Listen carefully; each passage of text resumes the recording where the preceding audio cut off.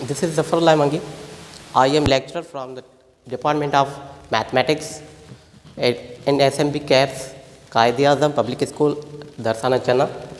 We will start online video lectures due to the pandemic. So first of all, the class for inter, we will start the syllabus of mathematics, and first of all, I will tell you the overview of the syllabus in this program. So first of all, we will discuss about the contents. The first chapter contains function and limits.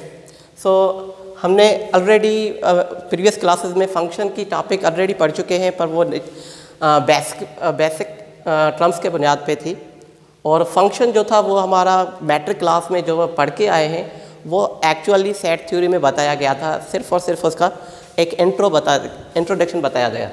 आज हम इस inter की class में first chapter में हम इसकी पूरी की पूरी डिटेल पढ़ेंगे कि एक्चुअली फंक्शन है क्या, और उसके इस मैथमेटिक्स में इसका क्या रोल है, और इसके टॉपिक्स सब टॉपिक्स क्या है, और इसकी टाइप्स क्या हैं, और ये क्यों यूज़ हो रहा है यहाँ पर मैथमेटिक्स में, और हम इन मैथमेटिक्स में इसका जो मेन रोल है फंक्शन का वो हम क्यों पढ़ रहे हैं। तो इसके हवाले से हम डिटेल में जाएंगे। पहले हम इसका सिर्फ और सिर्फ ओवरव्यू ले रहे हैं। So first of all function जो है उसके साथ लिमिट्स है, लिमिट्स कहाँ पर अप्लाई हो रही है और इसका यूजेज क्यों हो रहा है। जैसे सीक्वेंस होता है, अप्रॉक्सीमेट्स लिमिट्स होती है, इस हवाले से लिमिट्स का भी इससे और फंक्शन से दोनों का रिलेशन जो है जो बहुत अप्रॉक्सीमेट है। उसके बाद सेकंड चैप्टर है द स्ट्रेट लाइन। ये ज्योमेट्री का पोर्शन है हमारा, और इसमें हम सिर्फ और सिर्फ जो है लाइंस या ग्राफ्स के बारे में हम पढ़ेंगे। ज़्यादा से ज़्यादा जो डिटेल है हमारी वो सिर्फ और सिर्फ एंगल्स पे मुश्तमिल है, और उसके बाद जो भी ग्राफिकल जो ग्राफ्स में सम्स आते हैं, प्रॉब्लम्स आते हैं, उनको सॉल्व करने के लिए हम जो है स्ट्रेट लाइन का चैप्टर यूज़ कर रहे हैं। उसके बाद तीसरा चैप्टर जो है वो जनरल इक्वेशंस है। जनरल इक्वेशंस में क्या होता है कि पॉलिनोमियल इक्वेशंस आ गई, उसके बाद लीनियर इक्वेशंस आ गई, और उसके बाद क्वाड्रेटिक इक्वेशंस आ गई, और बहुत सारी इक्वेशंस जो भी है जनरल इक्वेशंस में। तो उसमें हम ये सारा का सारा इस चैप्टर में इसकी पूरी की पूरी डिटेल पढ़ेंगे कि द जनरल इक्वेशंस में जो भी इक्वेशंस है वो इस थर्ड चैप्टर में हम पूरी की पूरी डिटेल से इसको भी हम इक्वेशंस को सॉल्व करेंगे with the help of graph, और इसका ग्राफ भी हम बनाएंगे। उसके बाद चौथा चैप्टर जो है वो डिफरेंशिएबिलिटी है। डिफरेंशिएबिलिटी मीन्स किसी भी फंक्शंस को उसका ग्राफ जो है वो डिक्रीज़ करना, जैसे कि स्लोप होता है, जैसे कि सीढ़ी होती है, स्लाइड्स होती हैं। तो इस हवाले से किसी भी इक्वेशंस को इंक्रीजिंग डिक्रीजिंग का फंक्शन जो है वो डिफरेंशिएबिलिटी में पढ़ा जाता है। सो इसका भी ऐसे समझे कि ये भी जो टॉपिक है वो भी रिलेटेड है इस फर्स्ट चैप्टर से, और इसकी कुछ पॉइंट्स इसमें भी आ रही हैं। सो डिफरेंशिएबिलिटी भी एक्चुअली जो है वो same kind of the limits है। सो हम इसी को फंक्शन के बुनियाद पे, इक्वेशंस के बुनियाद पे करते हैं, फंक्शंस के बुनियाद पे करते हैं, और ये भी इसी तरह तो होता है। एक्चुअली ये दोनों सेम ही है, पर इसमें थोड़ा सा डिफरेंस ज़्यादा हो जाता है। इसमें लाइंस मीन्स ग्राफ्स बनाने पड़ते हैं जो स्लोप की तरफ यूज़ होता है, और इसमें जो टाइम जो डिफरेंशिएबिलिटी की जो एक्चुअली डेफिनेशन ऐसे समझे कि डिफरेंशिएबिलिटी क्या होती है कि जो टाइम के हिसाब से जो भी चीज़ चेंज हो उसको हम डिफरेंशिएबिलिटी डेरिवेटिव बोलते हैं। सो एक्चुअली इसका अदर वर्ड जो है वो डेरिवेटिव भी बोलते हैं हम, डेरिवेटिव। ठीक है। उसके बाद है हमारा पांचवा चैप्टर्स। अब हम क्या करेंगे, एप्लीकेशंस ऑफ डिफरेंशियल कैलकुलस। इसी चैप्टर के जो है वो एप्लीकेशंस जो कैलकुलस के बुनियाद पे आती है वो एप्लीकेशंस क्या हैं, और एप्लीकेशंस डिफरेंशियल कैलकुलस में हम क्या पढ़ेंगे, जो भी हमारा बिल्डिंग ब्लॉक्स है या ग्राफिक्स है या जो सॉफ्टवेयर से, जो भी सॉफ्टवेयर की हेल्प से हम जो बिल्डिंग्स बनाते हैं या ग्राफिक्स हम यूज़ करते हैं, तो वो एप्लीकेशन ऑफ डिफरेंशियल कैलकुलस के बुनियाद पे हम करते हैं ज़्यादा से ज़्यादा लोग। उसके बाद है छठा चैप्टर जो है वो हमारा है anti derivative. This is the inverse process of differentiability. ये और ये एक दूसरे चैप्टर जो है ये दोनों थर्ड और ये फोर्थ और सिक्स्थ चैप्टर जो है वो हमारा एक समझे कि उलट है एक दूसरे के। अगर ये ग्राफ, लेट सपोज ये ग्राफ हमारा स्लोप में जा रहा है तो ये एंटी स्लोप होगा। इसी तरीके से अगर ये ग्राफ बढ़ रहा है, कम हो रहा है तो वो बढ़ेगा, अगर वो बढ़ रहा है तो ये कम हो जाएगा। तो इसी वजह से ये जो है दोनों चैप्टर्स एक दूसरे के एंटी है। तो ये हमारा डेरिवेटिव है तो हम इसको कहेंगे एंटी डेरिवेटिव। अगर डिफरेंशिएबिलिटी, इंटीग्रेशन, ठीक है, differentiation, integration, this is another name of integration.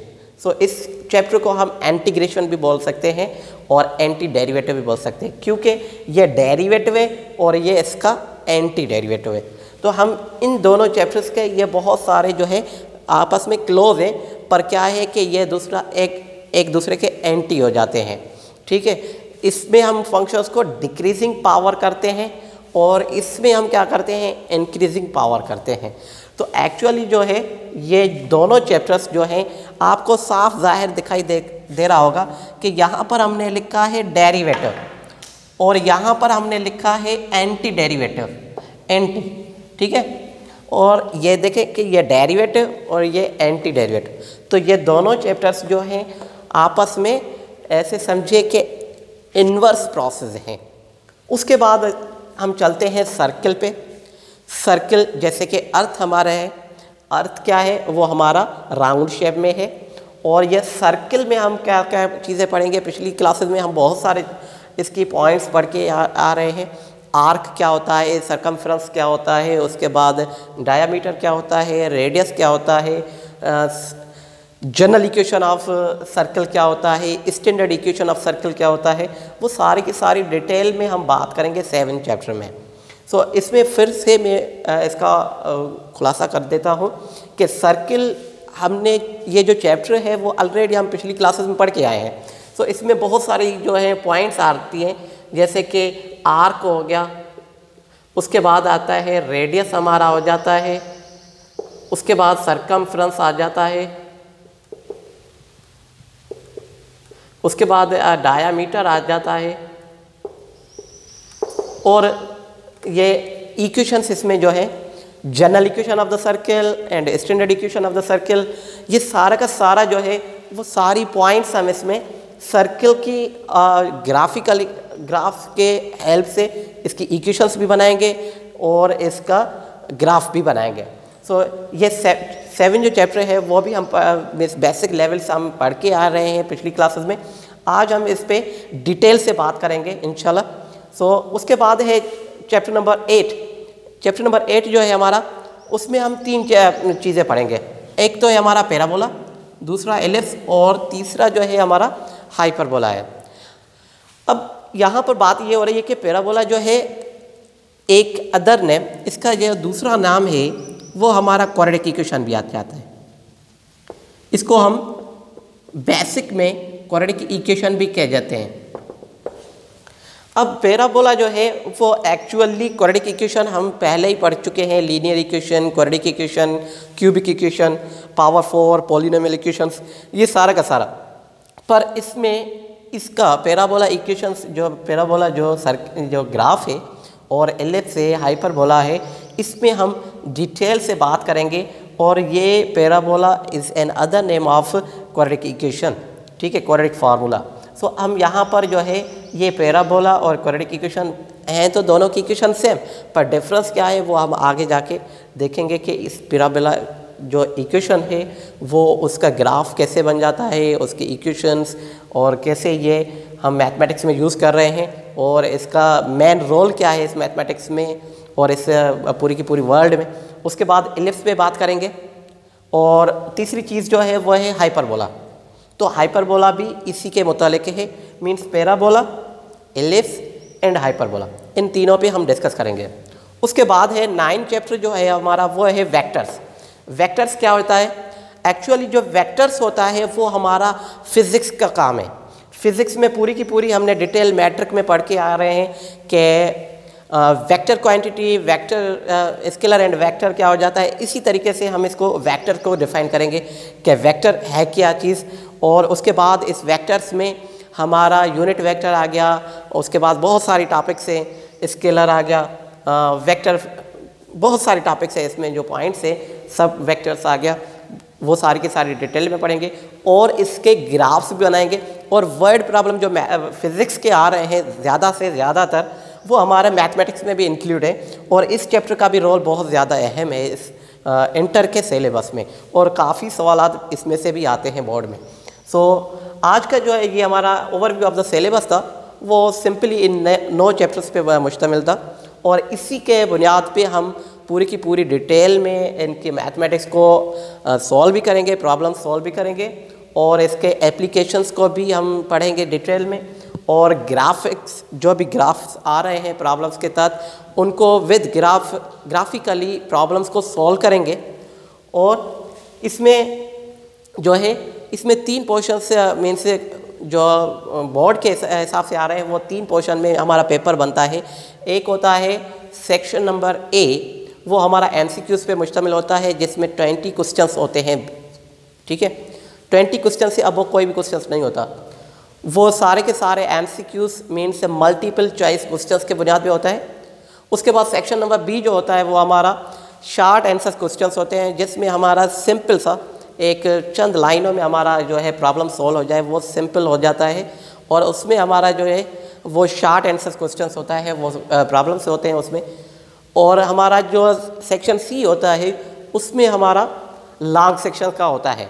Long section में हमारा जो है क्वेश्चन कोई भी होगा उसमें ए बी सी सेक्शन देगा, ए भी दे सकता है, ए बी तो कंफर्म होंगे। ए में क्या है कि उसमें कभी कभी ये भी देता है कि डेफिनेशंस भी लिखनी पड़ती है, पर ज़्यादातर इंटर बेसिस पे ये डेफिनेशंस का चक्कर नहीं चलता और बस इसमें ही जो है ए और बी के बुनियाद पे सेक्शन में सी में जो है वो क्वेश्चन नंबर ए और बी ये पोर्शन में देते हैं। और इसमें लॉन्ग सेक्शन में कभी कभी क्वेश्चन नंबर 3 क्वेश्चन भी करने पड़ते हैं, कभी 2 क्वेश्चन भी आ जाते हैं। तो सारा का सारा ये इन्हीं 9 चैप्टर के बुनियाद पे सारा का सारा जो बोर्ड का पेपर होता है इसी 9 चैप्टर्स में से आता है और इधर उधर से कोई भी सवाल नहीं होता।